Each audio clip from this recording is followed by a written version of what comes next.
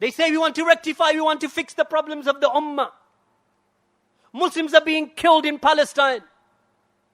Slaughter is taking place in Syria. Killings taking place in Kashmir. All over, they'll mention many, many different parts of the world. We acknowledge. We as Salafis, we acknowledge the suffering that is taking place. It is not the fact that we are blind or that our hearts are dead to the fact that the Muslims are being tortured and killed and oppressed around the world and being humiliated at the hands of the enemy. That's not the issue that is under dispute. Ahlul Sunnah, the Salafis, we recognize that. Our issue is, what is the solution to that problem? So you find those groupings and those political parties out there.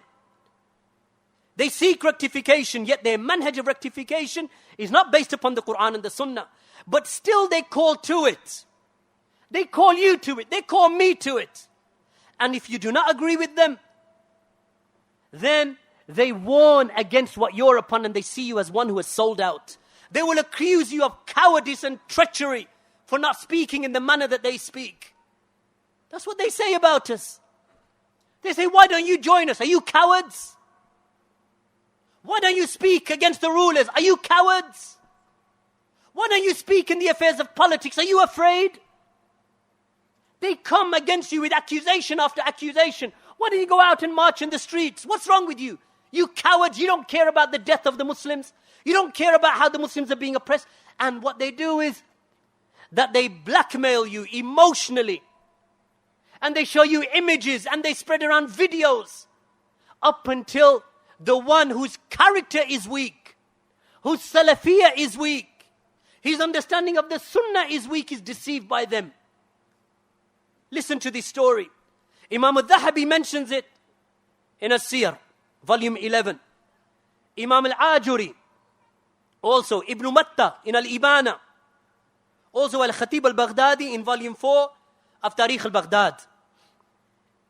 The Imam al-Ajuri, he said, it reached me from Al-Muhtadi, rahimahullah. He said that my father, Al-Wathiq was the king in the time of Imam Ahmad. He said, so Al-Muhtadi is who? He's the son of the king, or the Khalifa of that time. He said, my father, Al-Wathiq, never stopped the interrogations of those. We're talking about the Imam Ahmad, so which interrogations are we talking about? Are you with me? Which interrogations? Aynam. The mihna of the Quran, or the mihna of the Khalq al-Quran, or the Inquisition and the interrogations that took place in the time of Imam Ahmad and slightly before his time, when an ideology entered into Islam, a doctrine entered into Islam that was actually from the doctrines of the people of kufr and disbelief, who said that the Quran is created, meaning that the speech of Allah is created, meaning that the attributes of Allah are created, meaning that the dhat of Allah is created, meaning that Allah himself is created. So they set up an inquisition, those Mu'tazila and Jahmiyyah, to say that whomsoever believes that the Quran is the speech of Allah, not created, because this is the belief of Ahlul Sunnah. Our belief is Al-Quran, Kalamullah, Ghair Makhluq. That the Quran is the speech of Allah, not created. Because the speech of Allah is an attribute of Allah. Agreed? You with me, Ihwaan? The speech of Allah is an attribute of Allah. An attribute of Allah is not created. And whatever applies to the attribute of Allah, or whatever applies to the dhat of Allah, to the essence of Allah, also applies to the attribute of Allah. You cannot ascribe to Allah that an attribute of Allah is created. Not his sight, not his hearing, not his vision. Not the speech of Allah. They are not created. So the Quran, is it the speech of Allah? Yes or no? Yes, the Quran is the speech of Allah. What did these Jahmiyyah and the Mu'tazila, they said? They said that the Quran is created. Meaning that the speech of Allah is created. And they would not accept otherwise. But they influenced the rulers of that time. So the rulers, they set up an inquisition. They established in the Marakis, in the Islamic schools and in the mosques and the imams and the judges, that everyone had to say that the Quran is created. If you did not, you were imprisoned, exiled, executed, tortured. Imam Ahmad was one of them. So in this time, this is the interrogation that is being spoken about here. So Al-Muhtadi, he said that my father Al-Wathiq never stopped the interrogations except when one old sheikh was brought from Sham. When one old sheikh was brought from Syria, remember this is the 3rd century, in the time of Imam Ahmad, the 3rd century, over 1,100 years ago from where we are now. Can I ask the brothers to come forward, because I can see there are brothers who are trying to come in. So please come as far forward as you can. Squeeze up as much as you are able. I know it's difficult, but I ask you to try and nevertheless. Jazakumullahu khairan. So Muhtadi said, up until an old sheikh was brought from Sham, he was imprisoned. And he remained there for a time. Then one day my father mentioned this old sheikh. And he said, bring that old man.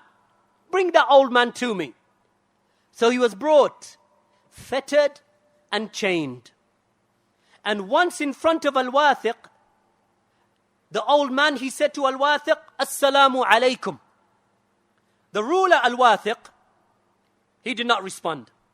So the old man, he said to him, he said, O leader of the believers, do you not use the manners of Allah with me? Do you not use the manners of His messenger with me? For indeed Allah subhanahu wa ta'ala has mentioned, إِذَا هُيِّئْتُمْ بِتَحِيَّةٍ فَحَيُّوا بِأَحْسَنَ مِنْهَا أَوْ رُدُّوهَا. That Allah subhanahu, did you not know that Allah subhanahu wa ta'ala said that when you are greeted with a greeting, then greet with that which is better than it, or at least return it, or meaning the equal to it. And the Prophet ﷺ commanded that when one is given salam, that you return the salam. So then Al-Wathiq said begrudgingly, alayka salam. Then Al-Wathiq, he said to Ibn Abi Du'ad. Now this Ibn Abi Du'ad was the scholar of the Mu'tazila, this deviated group that was at the head of initiating these inquisitions. Ibn Abi Du'ad. He was from those who debated Imam Ahmad, and he was responsible for the torture of Imam Ahmad. And so Al-Wathiq said to Ibn Abi Du'ad, question him or interrogate him. So the old man said, Oh Amir al-Mu'mineen, one moment. I was imprisoned, and I was chained, and I was fettered. And I prayed in the prison cell with mayat tayammum, since even water was forbidden from me. So command the guard to unchain me and to give me some water so I may purify myself and pray. Then you may interrogate me. So Al-Wathiq commanded the guard to unchain him and to give him water. So then the old man, he prayed. After that, Al-Wathiq said to Ibn Abi Du'ad, now interrogate him. So the old sheikh said, wait one moment. I have something else to ask you. Tell him to answer my question first. So Al-Wathiq said, okay, ask your question. So the old sheikh, he turned to this innovator, this misguided one, Ibn Abi Du'ad. And he said to him, tell me about that which you are calling to. Is it something that Allah's messenger called to? So Ibn Abi Du'ad said, no. So then he continued, is it therefore something that Abu Bakr as-Siddiq radiyallahu anhu called to after the Prophet sallallahu alayhi wasallam? He again replied, no. Then he said, fine. So is it something that Umar ibn al-Khattab radiyallahu anhu called to after the Prophet sallallahu alayhi wasallam and after Abu Bakr? So Ibn Abi Du'ad again said, no. He said, fine. Then is it something that Uthman bin Affan called to radiyallahu anhu after the Prophet, after Abu Bakr, after Umar? Then Ibn Abi Du'ad said, no. Then he said, then is it something that Ali ibn Abi Talib called to after all of them? Then again Ibn Abi Du'ad said, no, they did not call to it either. So the Shaykh said, okay. So a thing that Allah's messenger did not call to, Abu Bakr did not call to, Umar did not call to, Ali did not call to, yet you call to it? In that case, you will not be able to answer me except in one of two ways. Either they knew of that affair that you are calling me to, or they were ignorant of it. If you say that they knew it and they remain quiet, then that which sufficed them should suffice you, so stay quiet. And if you say that they were ignorant of it, they were ignorant, but you know it, then you are a fool. And you are a son of a fool. If this is what you say. He said the Prophet ﷺ was ignorant. And the Khulafa al-Rashideen were ignorant of a thing that is known to you and known to your companions. So Al-Muhtadi, the son of the king, he said, I saw my father stand up and enter into the courtyard enclosure. He took his thobe, his garment, and he put it over his mouth and he started laughing. And he started laughing into his thobe, into his robe. And he said, indeed, the old man has spoken the truth. Indeed, he has spoken the truth. Either we say, they did not know, meaning the Prophet ﷺ and the Khulafa al-Rashideen did not know, or that they knew. So if we say, they knew but did not speak about it, then it should be sufficient for us to remain silent, just as they remain silent. And if we say that they were ignorant, and if you say that they were ignorant, yet you know, and they did not know, then you are a blameworthy idiot. The Prophet ﷺ and his companions were ignorant of something, and you and your followers, you know of it. Then Al-Wathiq said, O Ahmed. So Al-Muhtadi said, Labbaik. His son, he said, Labbaik, at your service, my father. Al-Wathiq said, I didn't mean you. I'm talking to Ibn Abi Du'ad. So then he went towards this Ibn Abi Du'ad, this innovator. And he said to him, give this old man some money and release him and send him back out of our land. In a narration, Imam al-Dhahabi said, in a seer, that Al-Muhtadi said that Ibn Abi Du'ad dropped in the eyes of my father from that day forth. And no one thereafter was interrogated after that moment in time. And in another narration, Al-Muhtadi, he said, I recanted after that day. Look at the argument of Ahlul Sunnah. And look at the sincerity of the one who's listening. He said, from that day, I recanted from the fact that the Quran is created. I recanted from that false belief. He said, and I think also my father recanted from it too. Imam al-Dhahabi said that this is a pleasant story. Even though there is in one of those chains one who is unknown. But however, it has a supporting witness, meaning that the chain of that story, the chain of narration, it is authentic. How is this valid and how is this relevant to us today?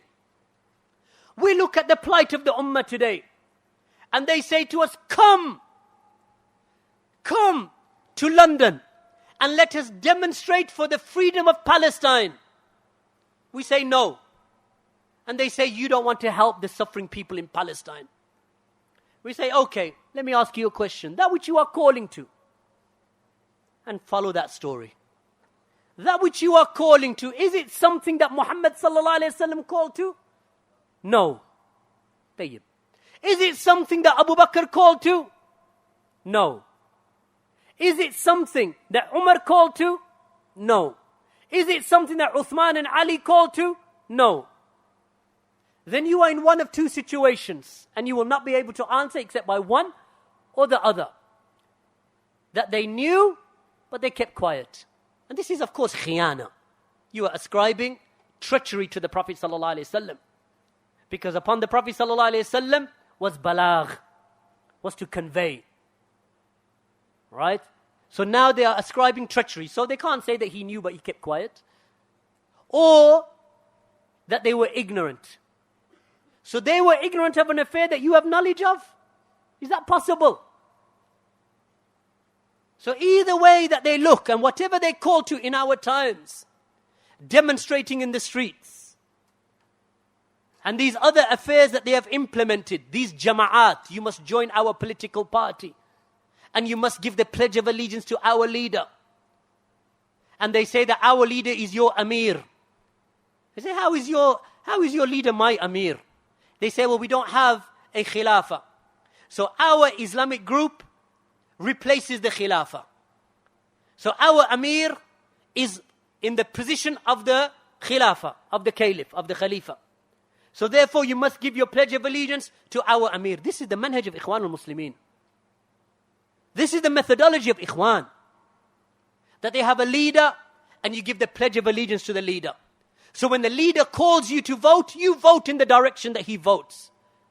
So now the Amir of Ihwaan al-Muslimin, in any place that they settle, they will tell their followers, you vote in the direction that the Amir tells you to vote. This is where their power lies.